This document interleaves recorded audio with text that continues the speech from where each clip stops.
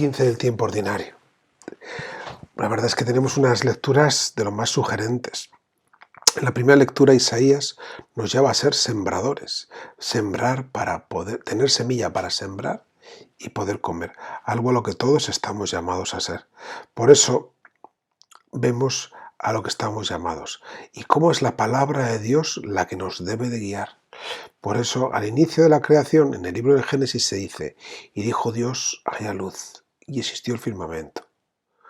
Dios dice, y la vida comienza. La palabra de Dios es creadora de vida. Lo que dice lo hace. En palabras de Benedicto XVI, la palabra de Dios es performativa, es palabra eficaz, no es cualquiera. Es una palabra que es Dios, que empapa la tierra, que la fecunda, que hace germinar, que hace posible el pan, que nos da la Eucaristía, que crea la vida. Por eso, Cristo está convencido de esa fuerza de la palabra, y Él lo sabía, y hace suya esa experiencia de Dios, esa experiencia de su Dios, de su Padre, como Él la había aprendido ya.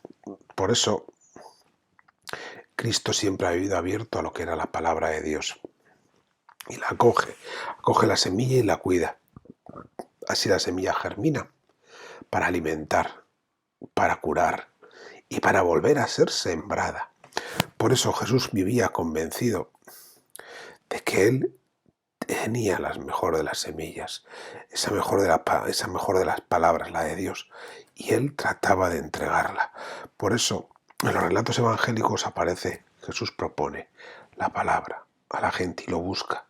Por eso la gente, nosotros necesitamos que alguien siembre en nuestras vidas esa semilla de la palabra de Dios, esa semilla de Cristo, esa semilla del reino de Dios.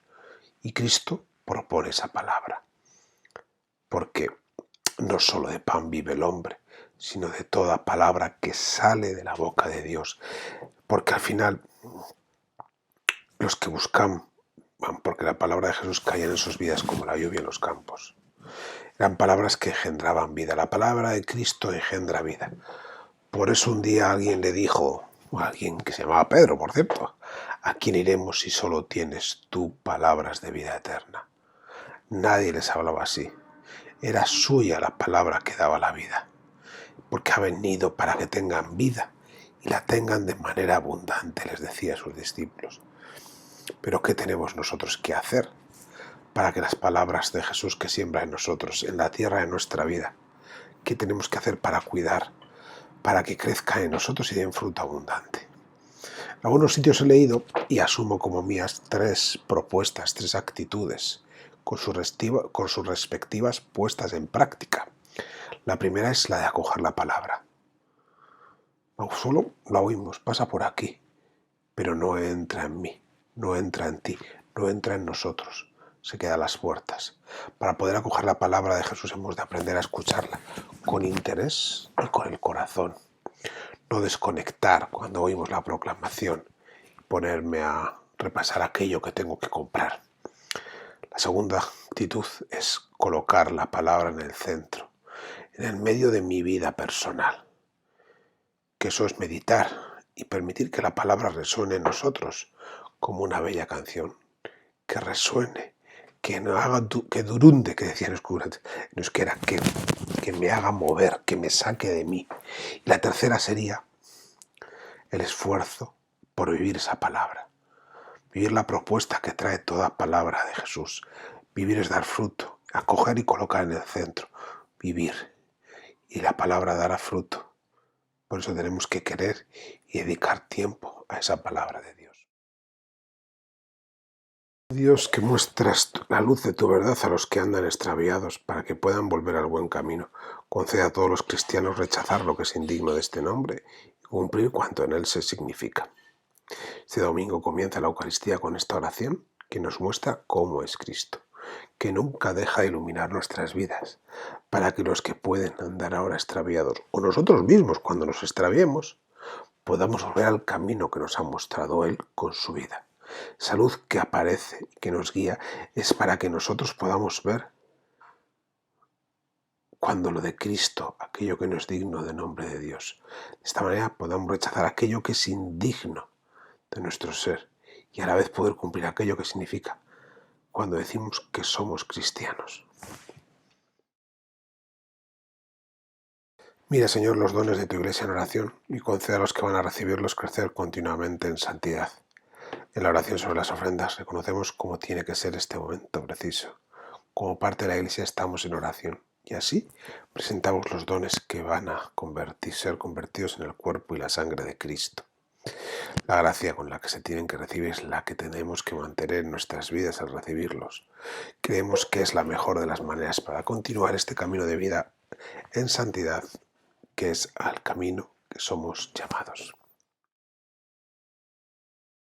Porque nos concedes en cada momento lo que más conviene y diriges sabiamente la nave de tu Iglesia, asistiéndola siempre con la fuerza del Espíritu Santo, para que a impulso de su amor confiado no abandone la plegaria en la tribulación, ni la acción de gracias en el gozo por Jesucristo nuestro Señor.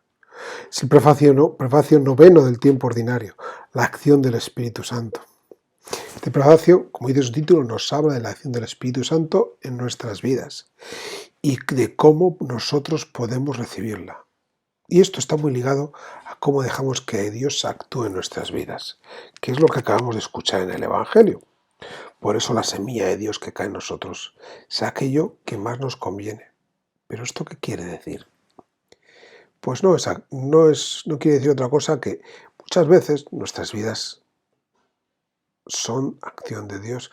Vemos acciones de Dios que no somos capaces de comprender hasta que pasa un tiempo. Esta es la razón por la que es Cristo quien dirige la Iglesia y no deja nunca de asistirla con la fuerza del Espíritu. Algo que no podemos olvidar y así de esta manera nunca dejar de pensar que es Dios quien la dirige.